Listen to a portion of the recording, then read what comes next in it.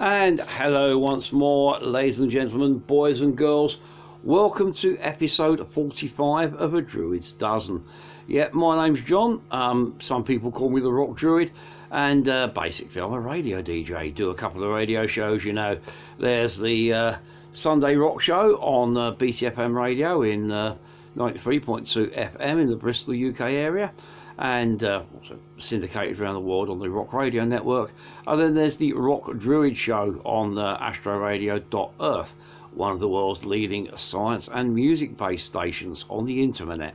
And basically, I've got a big record collection. Been DJing and record collecting for more years than I care to remember. And when my hair was short and black, you know.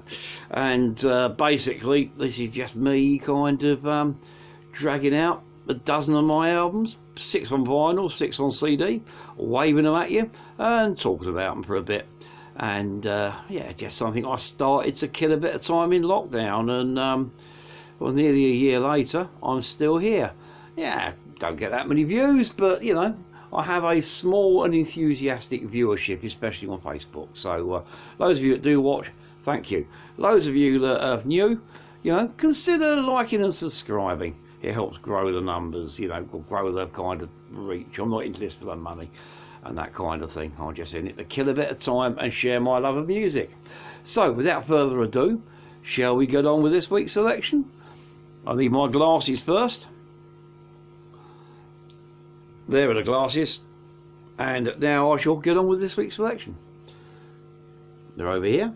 I shall drag them out one at a time. Going to kick off with this one.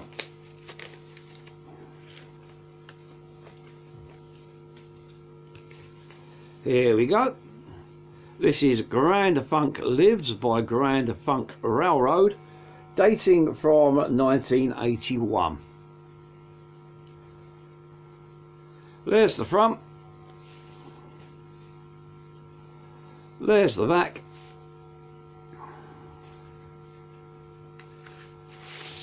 Slide this out. Picture of Grand Funk standing in front there by their graffiti, and just some very basic credits on that side.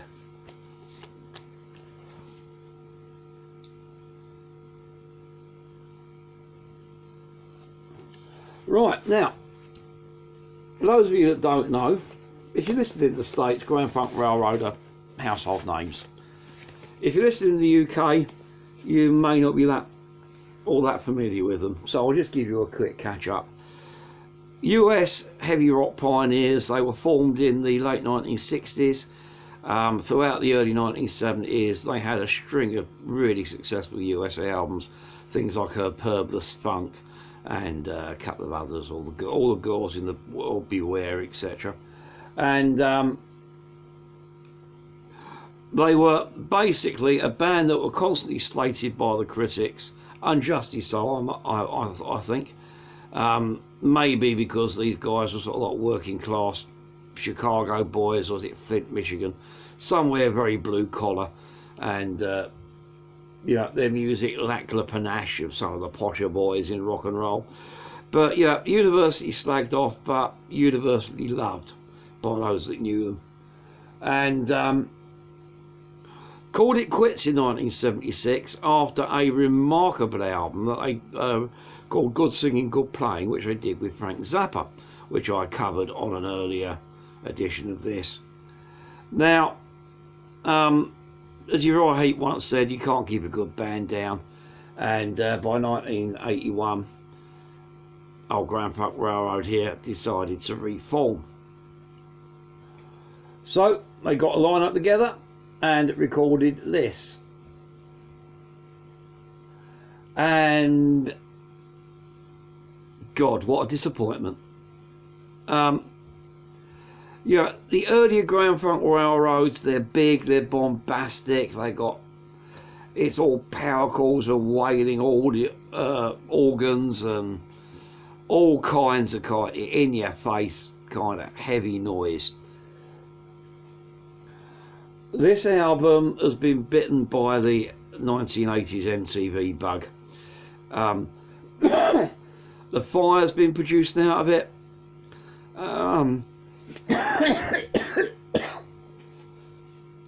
The songwriting,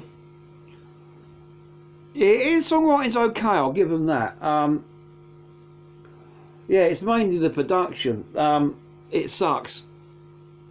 It's wimp, it's lightweight, it's inoffensive. You know, whereas earlier Grand Funk Railroad used to kind of punch you in the face with steel boxing gloves, this is like being tickled under the armpit by a wet kipper. Yeah, it's not very effective, and to be honest with you, not all that pleasant. There are a couple of highlights on here, which I do think are worth listening out for. They do a cover version of one of my favourite songs. One of my favourite songs is We've Got to Get Out of This Place, the old Animals classic. And they do a fairly good version on this. Could have done with being fired up and beefed up a bit, but it's a good version. I do like that. And then there's a track called Queen Bee, which is, I think was a single off this album. And it's a good track. But it could have been a lot better had the production been better. The Andrew Cavalier and Bob Destowski, the two producers, need to be dragged out the back and shot for what they've done, what they did to Grand Funk Railroad on this album. Maybe Grand Funk Railroad deserve a few years in prison for letting them get away with it. But you know, it's an interesting album. But if you want to experience Grand Funk Railroad, go for their 70s albums and avoid this one like the plague. Yeah, Grand Funk lives by Grand Funk Railroad. Grand Funk doesn't really live. They kind of stagger half dead out of a coffin and amble around aimlessly for a bit. Yeah, shame. But anyway, that's our first one for today. Okay, next up, I'll take to clear the taste in my mouth, because that album disappoints. The taste of disappointment is strong on that one. Next up we'll have this. This is Universe by Truck Fighters. Came out in, he says, 2013. There's the front. Actually, I'll do it like this. It folds out like that, so there's the front, the back and the middle bit. Turn this round. There is the disc. There. That's what lays behind the disc. And there is the booklet and what lays behind the booklet. There are subtle variations on them, all-seeing eye, Illuminati, symbol, thingios, whatever it is. Yeah. 2013 Fuzzerama Records. And here we have a little booklet. There's Ozzo, Dango and Poncho, the members of Truck Fighters. And the booklet here, if I remember rightly, there's no lyrics as such. There's a bit of kind of stream of consciousness writing there. Yeah, thanks for buying a physical copy of this album. You're now a living part of the fuzz movement. Yeah, well, it really kind of talks about their music. They play what they call fuzz rock. What the rest of us call stoner. And I'll be honest with you, they're good at it. They're very good at it. Yeah, Truck Fighters, they're Swedish, I believe. And definitely Scandinavian anyway. Play kind of fuzz-fueled stoner rock. Imagine sort of like Kios on sort of like heavy hallucinogens kind of thing. Just a really good blend of noise. It's kind of accessible, it's heavy, it's sort of Sabbathy heavy in places, but on the other hand it's got that kind of light psychedelia kind of wash over it that makes it a really interesting sound. There's a few bands around out of Scandinavia doing this kind of stuff, and Truck Fighters are one of the best. I'll say there's 8 tracks on the album. The closer is a fantastic 14-minute number called Master Don't. Just a fantastic trick. They've got the guitar playing on that is absolutely brilliant. Other highlights include the slightly shorter tracks of The Chairman and Get Lifted, both of which are about 8 minutes long. Yeah, you know where these guys are coming from, long and heavy. Other highlights: Mind Control, Get Lifted, The Dream Sail. Every track on here is a bit of a winner, and it kind of is a fantastic exploration of kind of all things Stoner Doom. So not really much else to say on that. It's out on Buzzer Armour Records, distributed in the UK through Rough Trade. So Truck 2013 Universe by Truck Fighters. Damn good record. Okay, we'll hop over to the Emerald Isle for the next one, and a bit of a classic. Here we go. This is The Man Who Built America by the Horslips from 1979. There's the front. But there is the back with the Horslips themselves. Can't remember who's who, but dig the tash on that guy. Wicked. Whip this out. We have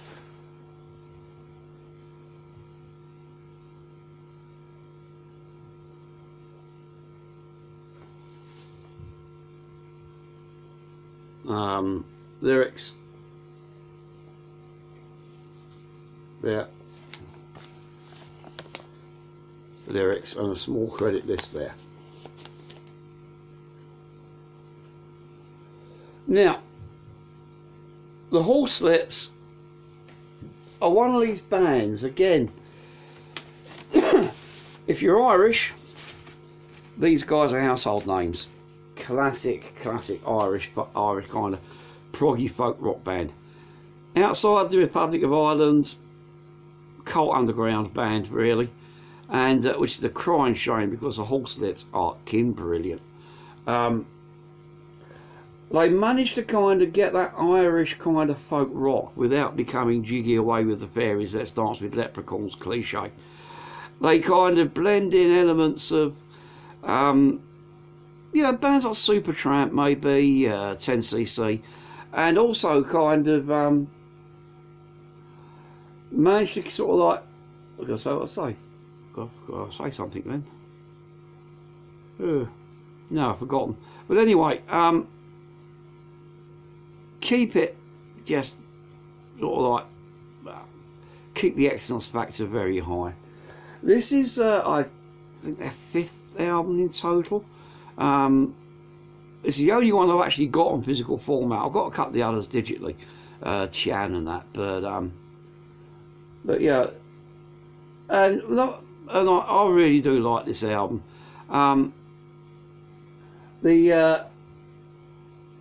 It's a kind of loose concept work about Irish immigration to the States, over the years from the potato famine onwards, and it asks questions, it doesn't demand answers.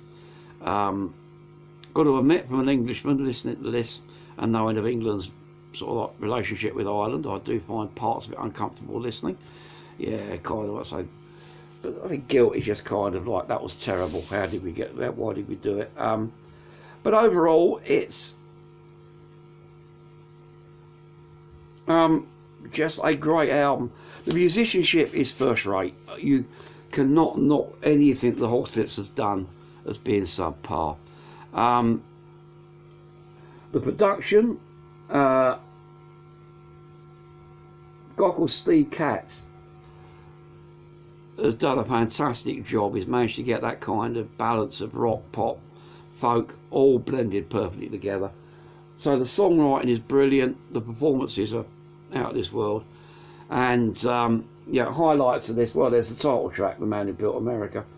Been covered by a couple of people, that one. I can't remember exactly who off the top of my head, but otherwise Green Star Liner, Letters from Home, Homesick, The Loneliness. It's all really fine stuff. Yeah, hastily, if you haven't heard the Horslips, I hastily recommend that you check some of their stuff out. This is one of the albums I would recommend. It's really a good place to start, but to be honest with you, I don't think I've heard, and I've got to admit, I haven't heard all the Horslips stuff, but I don't think I've heard a bad record by the Horslips. So yeah, 1979, the Horslips, The Man Who Built America. Great record. Okay, next up, we're going to stay in Ireland, but we're going to go Horslips were from Cork, I think it was, in the south. We're going to head up to Belfast. Excuse my accent. I don't know what it is. I used to live with a guy from Belfast, and every time I say Belfast, I keep getting the Ulster accent jumps in. Yeah, I blame Pad. 3 years under the same roof as him, and that was a good few years ago, but it stuck. Anyway, this is Therapy, and Babyteeth, their debut album, or mini album. There's the front.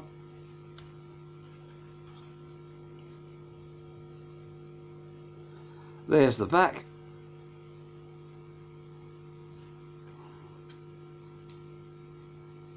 Pop it open. There is the disc. And I slide this out. It's just a folded card, because this is an original CD burn of their one of the band financed themselves. Since been reissued, I think, on I can't have the label, but it has had a reissue. But this is one of the originals. I don't know if that makes it valuable. I don't know what CD collecting prices are like, but I find it interesting. Anyway, there's all the credits. Right, now, Therapy, a bunch of snot-nosed kids from Belfast, decided to get together as a punk band in the late 1980s.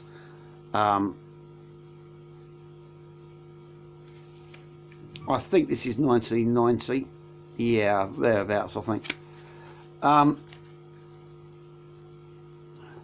Kind of like most teenage punk bands, they're loud, obnoxious, they're in your face, and eventually got together the finances, saved up their pennies, and recorded this. Great album, great album. It's everything a good lo-fi punk record should be. I don't mean lo-fi, but I mean low-key punk record should be. It's got that kind of rough production that kind of you need to bring the best out of punk. My biggest I do like Therapy, I'll admit, but my biggest complaint with some of their later material is, same with them, same with their fellow countryman Ash, overproduction. Doesn't suffer from this.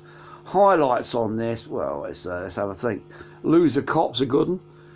Actually all pretty good, but Loser Cop, Animal Bones, Dancing with Manson.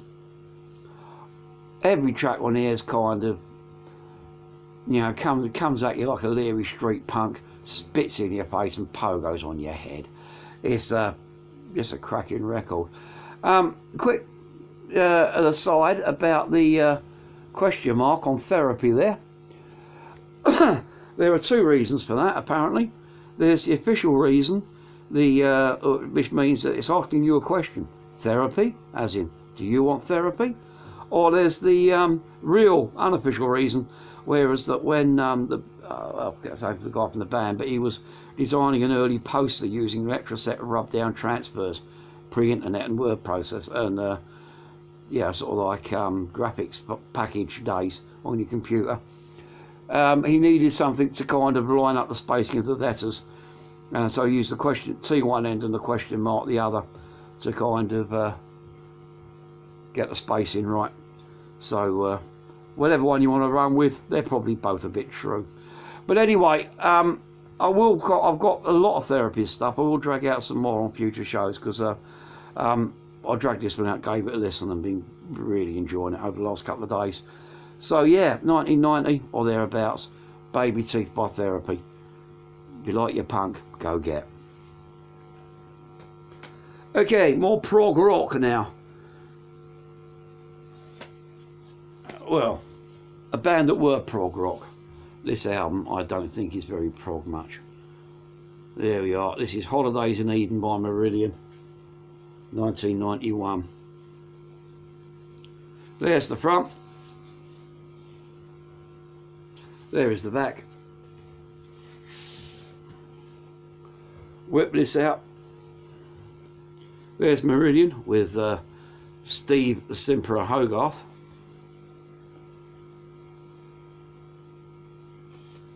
And there's the lyrics. Now, a quick history recap. I need a quick slurp of water as well.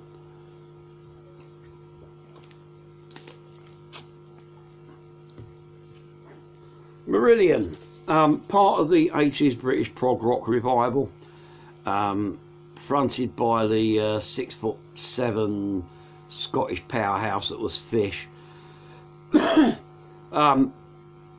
Whole string of 4 classic studio albums in the 80s.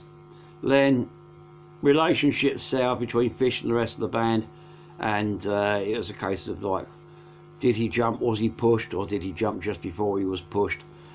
Yeah, I don't know. But anyway,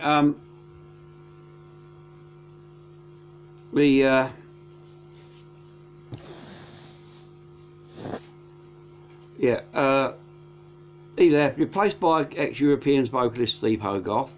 Did an album called Season's End, which isn't bad. I covered that one on one of the earlier editions of this. Not a bad album, because it was partly written with Fish, and then Hogarth came in and took over the vocals, rewrote the lyrics, etc.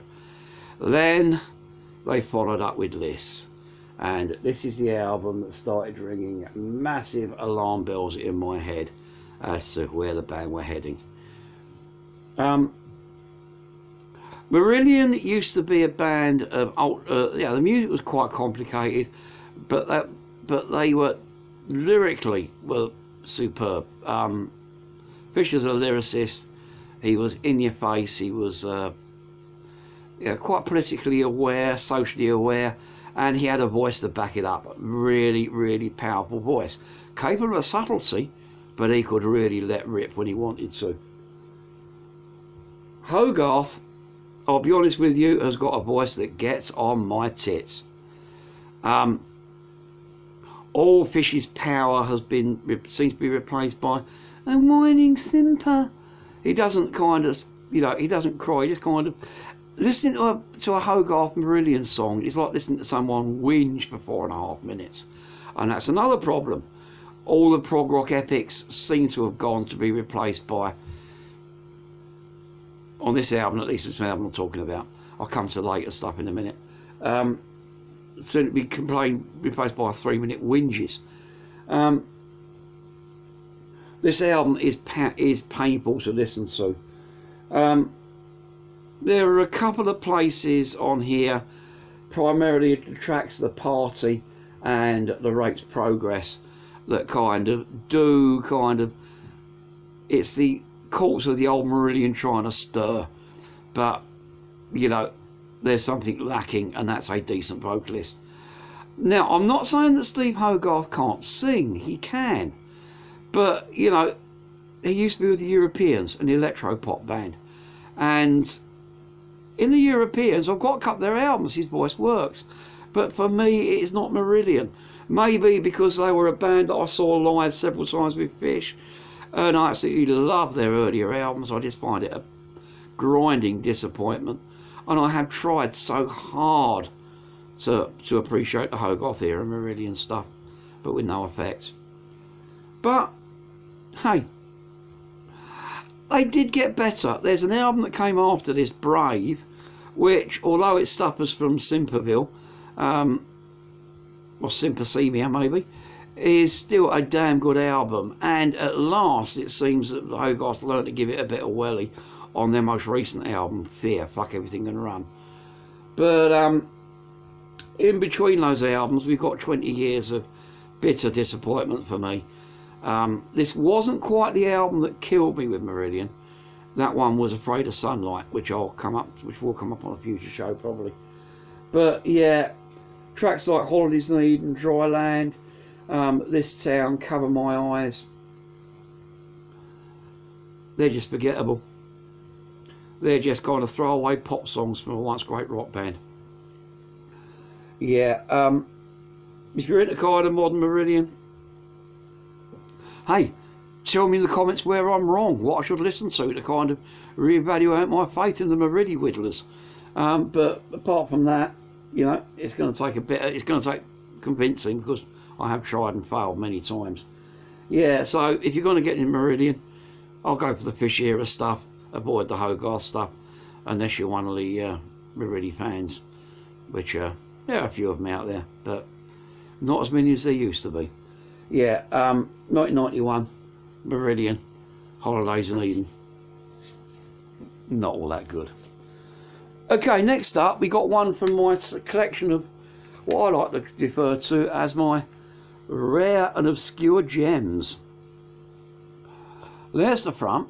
This is hatched by a band called the Croquet Field from, I think it was 2002. I don't know, it's in here somewhere. Let's have a look.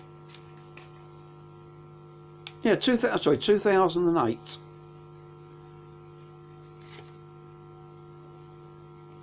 There's a better view of the front, and if there's a train going away from you, you can tell by its fact it's on the that running line, and if you look carefully, I can tell you that's a class 158 multiple unit.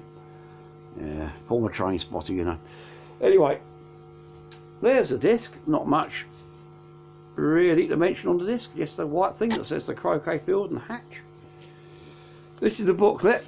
Got a few pages, got some lyrics.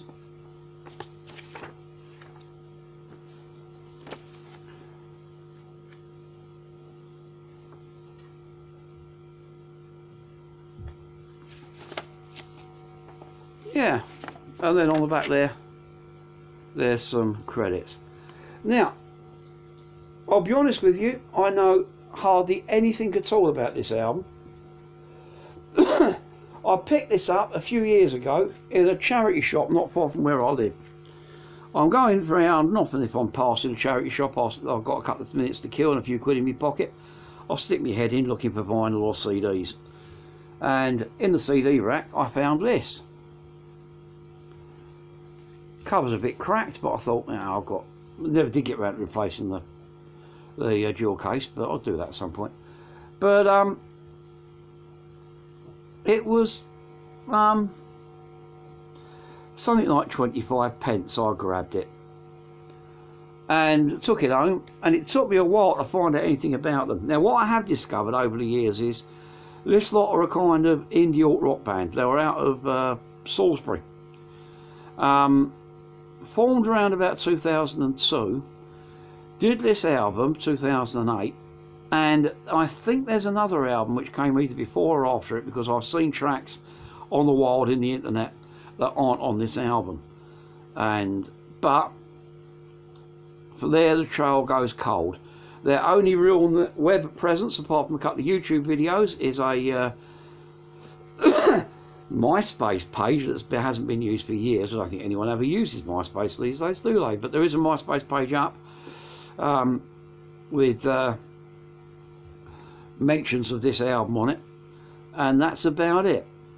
Beyond that, I can't tell you anything more information about them. But I can tell you that when it comes to kind of finding little gems in charity shops, this is a great example, because this is a damn fine record. I say it's indie, it's a bit,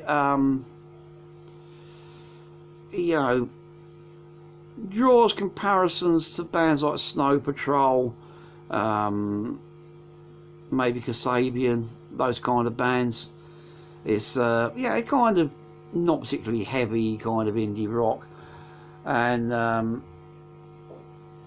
yeah, but it's well played. Production on this is a little bit rough around the edges, but it lends a punk element to it that you know, refreshes a genre that can be quite dull and boring overall. So it, you know, lack of production helps. Songwriting on here is first rate. The lyrics are brilliant, the playing is great, and the way the songs are constructed, it's like songwriting 101. It's all good stuff. Highlights on here include my favourite cut is Home is a Rusty Hut, and the songs seem to be kind of have a railway theme, which is a boost. I was in Preston too. Rail Loud, Comrade, Trade Notice, Smoulder a While, God Owes Music, Unchained. Isn't really a duff track on here. There's a couple that are kind of not quite as memorable as others, but overall it still maintains a fairly high standard. I don't know if you'll be able to get hold of a copy of this. This is the only copy I've ever seen in my entire life. The band don't seem to exist anymore, so it may be a case of you getting, if you want a copy, you getting lucky with some CD hunting. I've not even seen a digital copy of this. So yeah, the Croquet Field and Hatch, 2008, rather good and very, very rare and obscure. Yeah, there's a challenge for all you serious collectors out there. Try and get a copy of that. Okay, another CD time, and we'll have a complete change of style.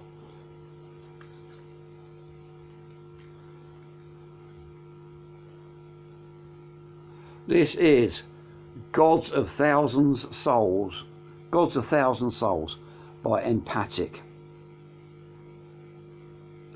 There's the front. I'll whip it out the dual sleeve so you can see it clear in the back. There's the back. Pop this open.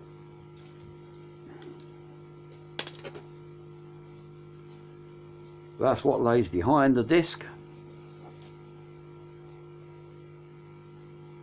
There is the disc.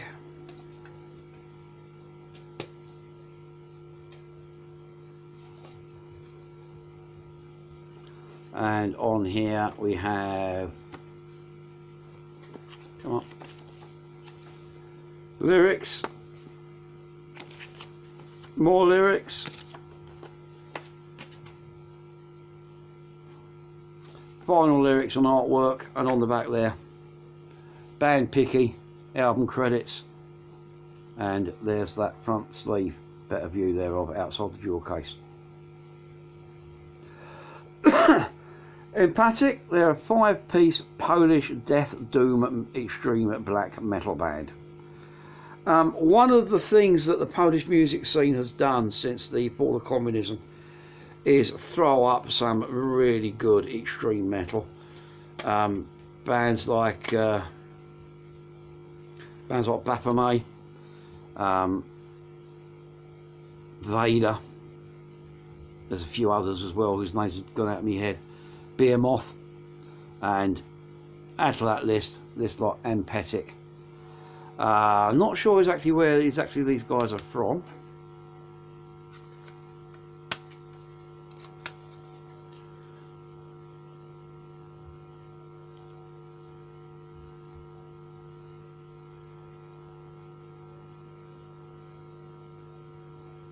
Well, it was recorded in Warsaw, but whether these guys are actually from Warsaw, I don't know. I don't want to upset any Polish people watching by claiming these are from Krakow, Winnipeg, Gdansk. But anyway, I do know that these are flying the finest edition of that kind of Polish extreme metal. There's something about the Poles that really dig that kind of stuff. And this is a good example thereof. Damn fine record. It's heavy, it's intense. It's, you know, this is like a lump hammer to your ears. Comes at you like a ball of heaviness, basically. Of the cuts on here, Green Mile, The Game, So What, Fulfilled Dreams are all pretty good, but the killer is surprisingly a cover of Orchestral Manoeuvre in the Dark's Enola Gay. Do do do do do do do do do do do Enola Gay. Where was Mummy's little boy today? The song Orchestral Manoeuvre is his classic track about bombing of Nagasaki and Hiroshima. And interestingly enough, I was in a metal band, oh god, going back to the mid-80s. And we tried to do a metal version of Enola Gay because you all like the song, and you like harmony guitars doing that do do do do do do do do do do. Could never get it to work properly, never even gigged it. But these guys have pulled it off, so I salute them for that, and it caps out a damn fine record. If you like it heavy, you like it intense, so you like it, if you like bands like Behemoth and Vader, or you know, Bathory, etc. These guys are going to be right up your street, and hopefully playing very loud volume in your ears. Yeah, when did this one come out?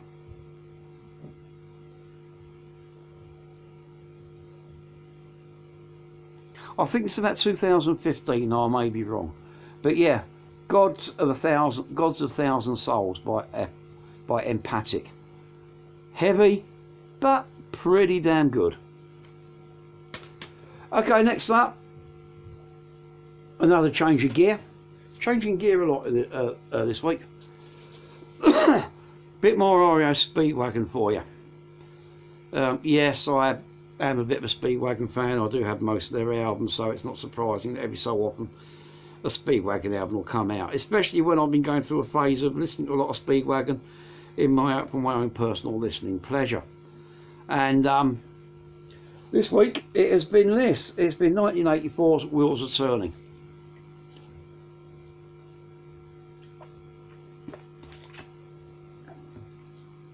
There is the front. There is the back.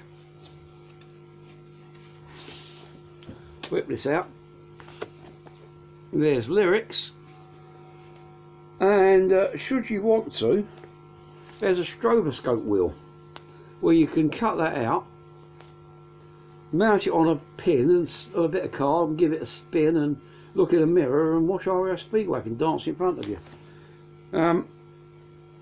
But that would mean cutting up your inner sleeve. What were they thinking? Couldn't they have printed the stroboscope wheel on a separate card and slipped it inside? Or was that too much money for Epic Records back then? What was Epic, isn't it? Yeah, Epic. Oh no, CBS. Yeah, Epic, CBS, one of the two. Now, this is firmly into the MTV period. Hang on. I've got a bit of a cold, you know. Fisherman's French to suppress the cough. But I said firmly into the MTV era. But REO Speedwagon were one of the bands that managed to avoid kind of being completely swamped by MTV kind of power balladisms. Yes, they did do power ballads. One of their most famous ones, I Can't Fight This Feeling, is on this album. However, there was still a band that managed to kind of, on the album tracks at least, keep a little bit of rock and roll credibility going. And, well, up until this album at least. This was the last good album they released, as far as I'm aware. The one that came after this, Life As We Know It, that's when the MTV bullet struck home and every track became an MTV power ballad. And to be honest with you, it was also marked the departure of Gary Richards, the lead guitarist. Maybe that had something to do with it, but it kills Speedwagon for me, that album. But this one I can still quite dig. Yeah, the elephant in the room is Can't Fight This Feeling. Huge sappy power ballad, massive hit on both sides of the Atlantic, and probably one of their best known tracks. Yeah, One Lonely Night, another ballady track, another single that came off this album. But the good news is, for where those, you got the title track, The Wheels Are Turning. A track reminiscent of songs like Back on the Road Again from the Highlight, from their great days. Rock and Roll Star's my favourite track on here. A story of kind of, you know, I was just a boy when the river run dry and I could hear my mother cry, son, just leave this town as fast as you can, but don't waste your time in a rock and roll band. So he through his fender in an old friend's car. Here's leaving home to be a rock and roll star.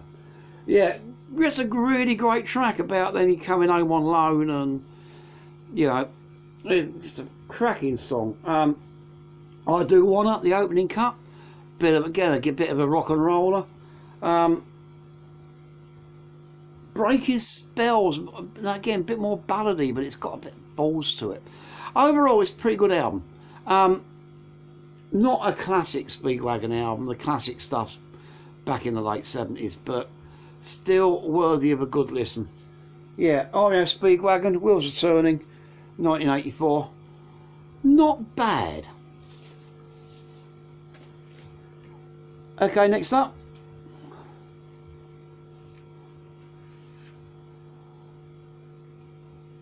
Here we go.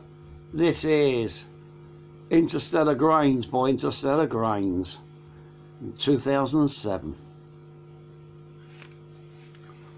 There is the front. Little jazzy space rock, man. There's the back. Pop this open.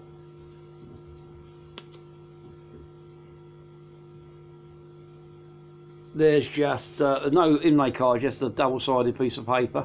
There's the band themselves and minimal credits. And there's the disc. Now, Interstellar Grains, they're out of, well, they're Californian. And as far as I'm aware, I don't know of anything else these guys have released. I've just got this one album. And it's a pretty good bit of kind of jazzy space rock. If you're into bands like Quark Space, Gravity Wave Rider, Smoke Thought, those kind of bands, maybe a bit of Gong, this will be right up your street. 13 tracks, of which 4 of which make up a kind of little concept kind of suite of music. Yeah, it's good, it's trippy,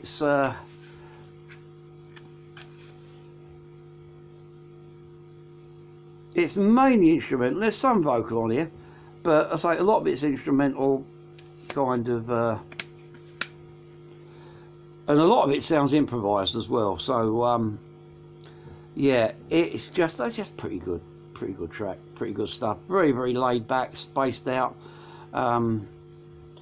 sort of like stuff to listen to at 4:20 in the afternoon if you get more drift, people. Yeah,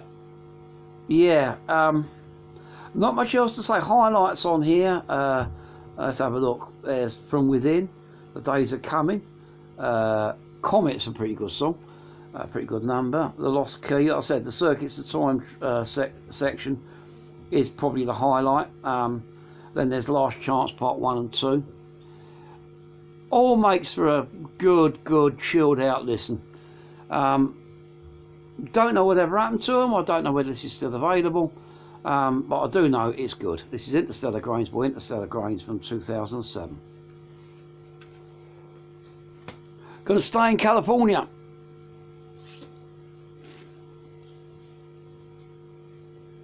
Here we are. Babes in Toyland by Castle Blak, 1985. I think this was their debut album. May be wrong. There's the front. There's the back. Whip this out.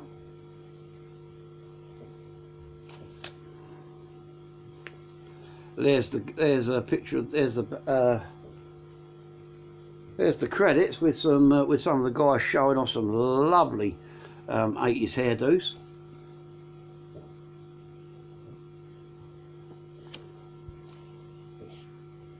Whip this round. Lyrics, nice illustration there. Of course, a lady called Laura Bailey.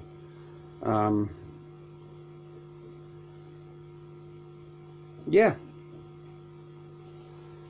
Now, Castle Blak, band out of California. Caught up to a certain extent in the Californian hair metal scene.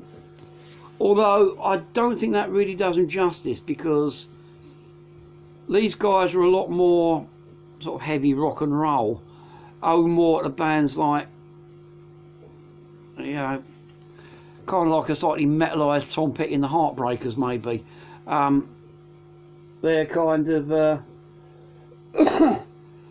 more, yeah, more sort of like yeah, more kind of sort of heavy rock than more fluids needed, I'm afraid. Yeah, more sort of like heavy rock than kind of hair metal. Overall, they're pretty good. This album's pretty good. Highlights of this include the title track based in Toyland, Throw the Book, Never Enough, Black Diamond, TGIR, I did look that up earlier. This Gun Is Loaded, of course. Yeah. All the tracks on here pass muster. The playing's quite good. Dave Chase, the lead guitarist, can shred and whittle like a bastard. Regent St Clair, who's the main vocalist, cracking set of pipes on him. Tight rhythm section. The production, courtesy of Kevin Army, done a pretty good job. Overall, not bad, and this is the only album I possess by them at the moment. I've since found out these guys have never gone away. They had their moment in the sun a couple of albums after this one, and then kind of went back to the local California music circuit, and are still plugging away on it to this day, which I highly salute them for. You know, longevity in bands is something I respect massively. Overall, pretty good. This is still available. I checked on their band's website before I came on here. It's not on vinyl, but CD and digital downloads of this are available, so if you want to hear it. Yeah, not much else to say, but apart from a little quite rare and obscure band. In the UK they're quite rare and obscure. Don't know how big they are over in the West Coast, over there in the States, but overall, one I recommend. If you can find some of their stuff, check them out. Yeah, Babies in Toyland by Castle Blak, 1985. Okay, for the last CD, we're coming back to my hometown. This is a Bristol band.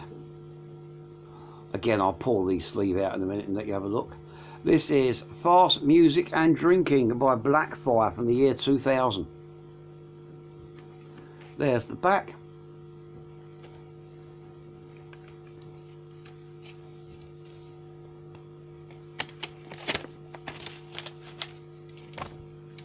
Pop that open. There's the disc. I've got to admit, I do find the cover of this one not very inspiring, but you know, solidly, it's a local self-produced album by a local band. I can't beat them up that much for them. There's the front.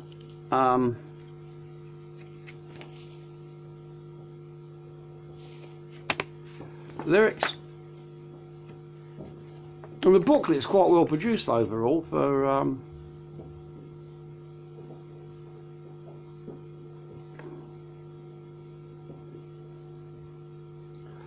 it looks like photography from the old Reckless Engineer in Bristol there, or the Isambard it would have been back then, not a sadly missed label, a sadly missed pub, now a posh restaurant. What a waste. Anyway, and sorry, there's the band themselves on the back.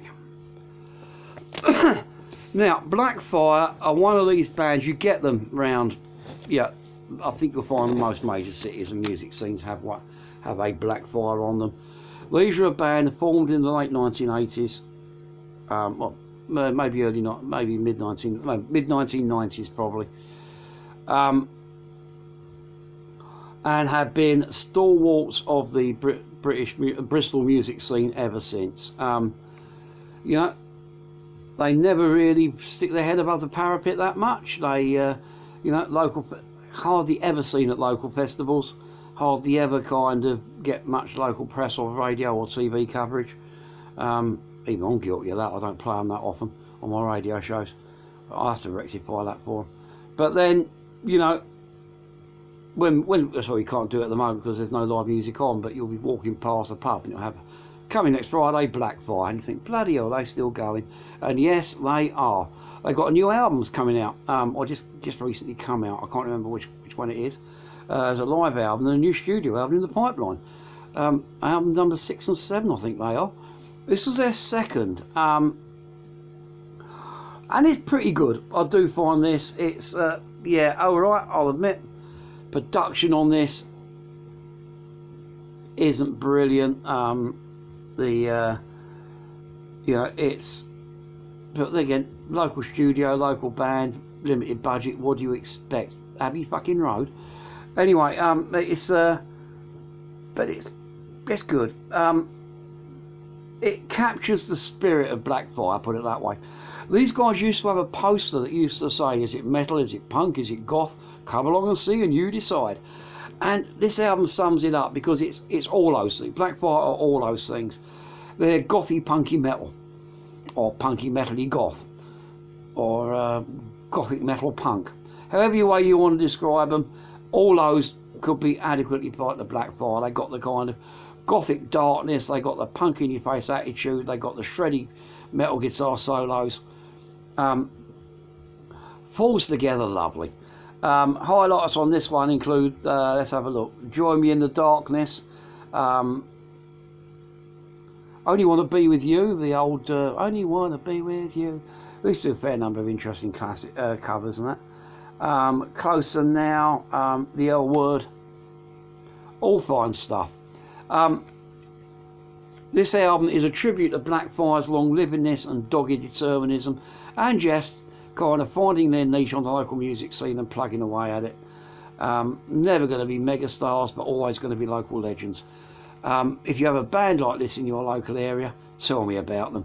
I want to know, I want to hear, because it's bands like Blackfire that keep the music scene in a city going. So a salute to Blackfire. This album has just been reissued, by the way, so if you want to pick it up, do so. Fast Music and Drinking, year 2000. Just been reissued as well, so enjoy. Leads us on to the final vinyl. There's the front. I'm sorry the cover of this one isn't really spectacular. Sleeve on this one's not spectacular at all. And there's the back.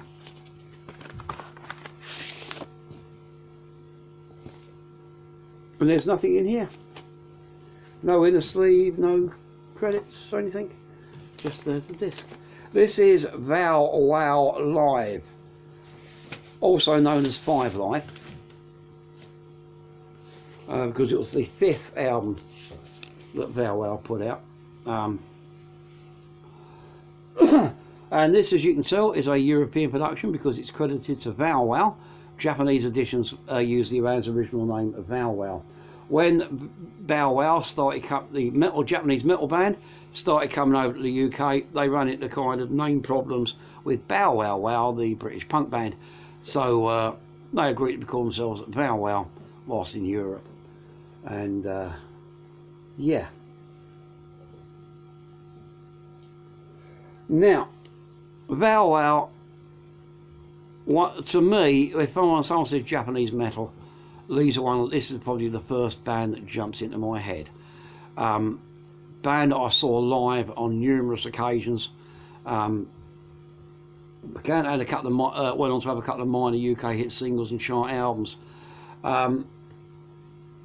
Just a cracking outfit and really entertaining live band. This is a live album. Recorded at the Nakano Sun Plaza Hall in Tokyo, May the 28th, 1986, and was probably their breakthrough album in the UK. It was around about the time they first came over to Britain.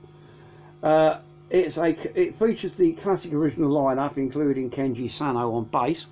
Kenji Sano, owing to family issues, had a band relocated to Britain for a few years in the late 80s, early 90s.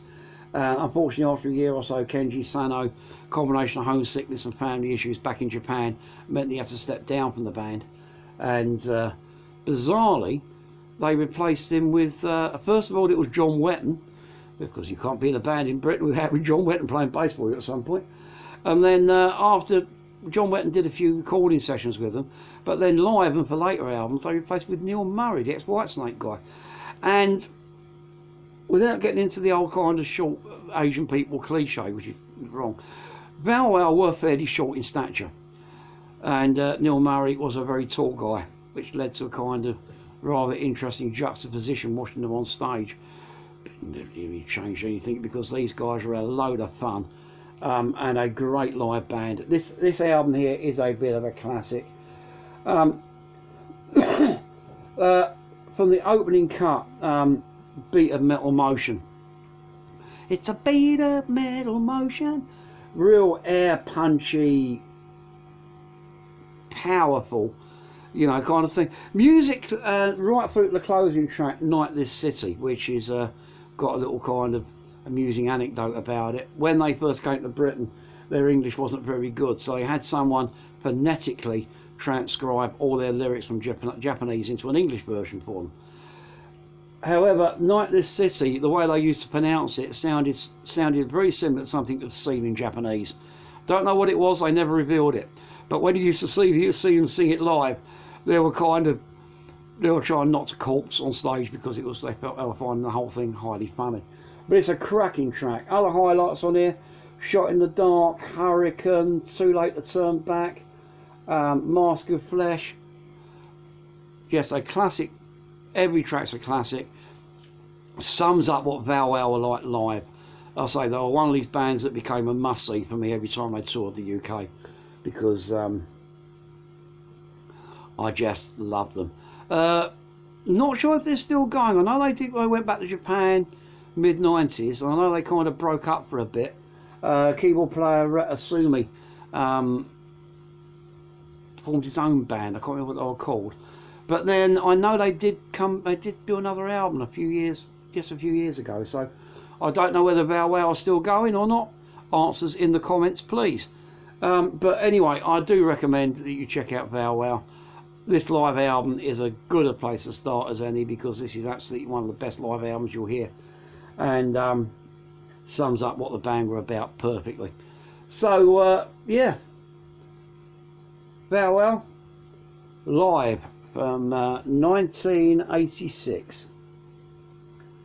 Absolutely storming. It came out early 87, but recorded 86, and I think 86 was a Japanese release and 87 in Europe. But anyway, brilliant, absolutely brilliant.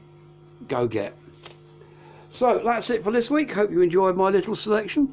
Remember, if you want to kind of disagree with me, feel free. Just keep it polite. I love discussing music, and you know, maybe I'm wrong about Grand Funk Railroad. Tell me that I am wrong, or where am I going wrong with Steve Hogarth era Meridian? What should I be listening to change my mind? Yeah, let me know down there on Facebook, or down there on YouTube, over there on Facebook. And yeah, you heard any of these albums? Do you want to give me your comments or thoughts on them? And yeah, I'll also put the links to the radio shows down there and over there, should you want to check them out. And I am beginning to tie the radio shows into into the radio shows more. Bands that I'm kind of reviewing on here, like on the BCFM on Sunday, which will be tomorrow on Day of Pro broadcast. I'm actually playing a track by the Croquet Field. So yeah, I'm trying to tie the kind of two radio shows that are already fairly well tied together in with this. So look forward to seeing you again. Like and share, please help spread the word. And until then, until next week, peeps, I'm out of here. Loves every single last one of you. Bye.